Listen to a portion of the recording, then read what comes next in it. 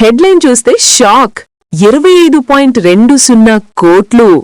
IPL 2026 ఆక్షన్లో KKR గ్రీన్ను తీసుకుంది. కానీ నిజమేమిటంటే ఈ మొత్తం అతని జేబులోకి వెళ్లదు. ఫ్యాన్స్ చాలా మంది ఇక్కడే మోసపోతారు. ఇప్పుడు ఫ్యాక్ట్స్తో క్లియర్గా చెప్తా. 1.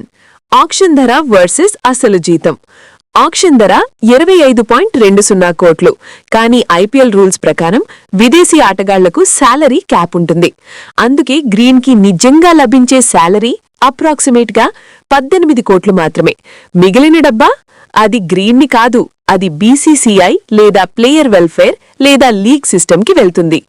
ఇది అభిమానులు అంగీకరించాల్సిన కఠినమైన నిజం. 2. భారత్లో పన్ను, ఇండియన్ ట్యాక్స్. విదేశీ ప్లేయర్లకు భారత్లో ఫ్లాట్ 20% ట్యాక్స్.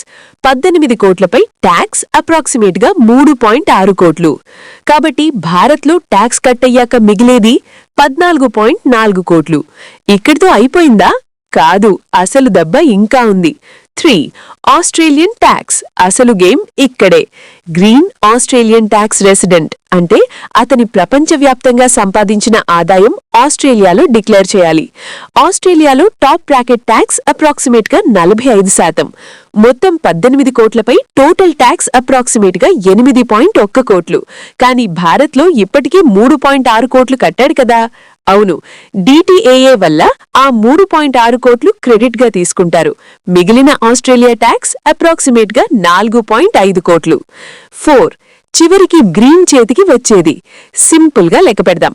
అసలు శాలరీ 18.0 కోట్లు.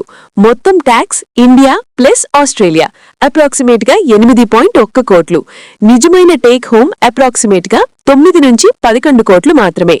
ఇందులో ఇంకా ఏజెంట్ కమిషన్, ఇన్సూరెన్స్, ఇతర ఖర్చులు కట్టయితే నెట్ ఇంకా తగ్గుతుంది.